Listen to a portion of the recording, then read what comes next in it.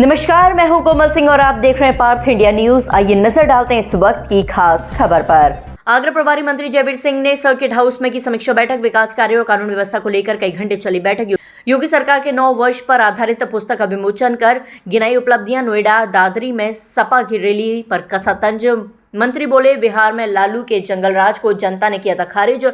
20 साल से सत्ता से बाहर है लालू की पार्टी। अखिलेश के कार्यकाल की अराजकता को भूली नहीं है यूपी की जनता। जयवीर सिंह अभी 20 साल और सत्ता से बाहर रहेंगे अखिलेश, बोले मंत्री। नगर आयुक्त और महापौर के बीच चल रही तकरार पर जताई अनभिज्ञता। बोले, आपसी बातचीत से हल करेंगे विवाद।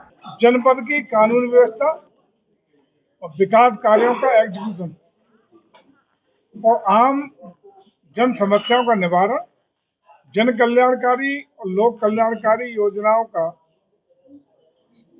धरातल पर पहुंचने की वास्तविकता की सच्चाई जानने के उद्देश्य से आज की बैठक थी, जिसमें काफी विस्तार से आप देख रहे हो घंटों तक सभी जिले के महत्वपूर्ण जनप्रतिनिधियों, पदाधिकारियों के साथ, जिले के सभी विभागों के अधिकारियों के साथ चर्चा हुई है।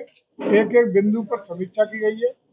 तमाम बिंदुओं पर बहुत अच्छा काम हुआ है और जहां खामियां थी, कमियां थी, त्रुटियां थी, वहां कई जगह जांच के आदेश भी दिए गए हैं।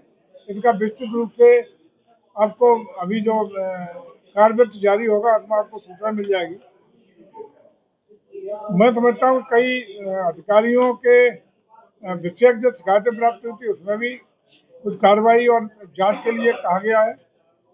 लेकिन कुल मिलाकर के हमारा जनपद जो भी सरकार की मंशा है कि विकास की नई गति और ऊंचाइयों को छुए, ये हटाओ कौन कौन है, ये यहाँ पे हटाओ कौन शांत हो जाइए, थोड़ा शांत हो जाइए, शांत हो जाइए।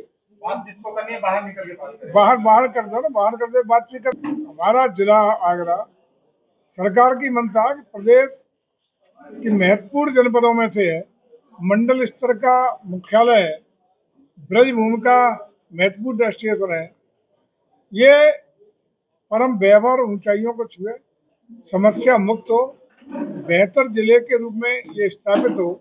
इसके लिए हम लोग रात दिन सरकार की योजना भी बना रहे हैं और उन योजनाओं का क्रियान्वयन धरातल पर पहुंच सके इसके लिए काम कर रहे हैं। तो इसी उद्देश्य से सारी कसरत करने का काम किया जा रहा है। मंत्री जी, लगातार विषय रखे जाते हैं, तमाम जनप्रतिनिधि जो अपनी बातें रखते हैं। पिछली बार भी जनप्रतिनिधियों द्वारा रोडवेज बसों को लेकर इशू बनाया गया था, आपके द्वारा आदेश भी दिया गया था कि चौराहों पर बसें खड़ी नहीं होंगी, लेकिन लगातार जो है उनकी मनमानी आज भी जाती है। ऐसा कोई विषय आया था पिछली बार, उसमें सुनिश्चित भी किया गया था, पुलिस कमिश्नर और कलेक्टर दोनों को जिम्मेदारी दी गई थी कि परिवहन विभाग हो या किसी की भी कोई बस हो, प्राइवेट हो या रोडवेज की हो, किसी भी दशा में वहाँ ट्रैफिक की ब्लॉकेज न हो, अव्यवस्था न हो, इसकी चाक चौबंद व्यवस्था करेंगे और अगर बार बार वो गलती करता है तो उसके खिलाफ कड़ी कार्रवाई भी सुनिश्चित की जाएगी। मंत्री जी, मैं समझता हूँ कि यदि उसका उल्लंघन होता हुआ कहीं नजर आ रहा है, प्रामाणिक तौर पर आपको अवगत करते हैं, हमें दे दीजिएगा उसका बना के, आज दिखा दो और उसी पे आज ही कार्रवाई के लिए उसकी जांच करें, कार्रवाई के लिए आदेश कर देंगे। नगर निगम में महापौर और नगर आयुक्त के बीच की तकरार शहर के विकास पर कहीं न कहीं असर पड़ रहा है, तो इसको लेकर क्या करेंगे?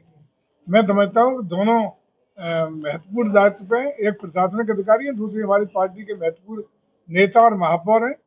सामंजस्य बना करके गाड़ी आगे बढ़ेगी, विकास को गति धीमी नहीं होने दी जाएगी और मैं समझता हूँ दोनों को अपने अपने परिधि में रह करके अपने अपने अधिकारों का, दायित्व का, दोनों का निर्वहन करना चाहिए। अम्बेडकर जयंती को लेकर सदन बुलाया गया था ताकि विकास कार्य कराए जा सके, लेकिन उस सदन में निगम का एक भी अधिकारी मौजूद नहीं था, जिसके कारण सारी पार्षदों ने एकजुट होकर नगर आयुक्त के खिलाफ निंदा प्रस्ताव पारित किया, जो कि नगर निगम के इतिहास का शायद सबसे पहला भी है। इसको किस तरह से देखते हैं कि अभी तक मेरे संज्ञान में आज की बैठक में कोई ऐसा विषय माननीय जनप्रतिनिधियों के द्वारा लाया नहीं गया और चूंकि महापौर जी आज की बैठक में मेयर साहब यहाँ गैर हाजिर हैं, कहीं अपनी व्यस्तता रही होगी और कार्यक्रम रही होगी, है नहीं, तो ये विषय चूंकि सामने आया नहीं है।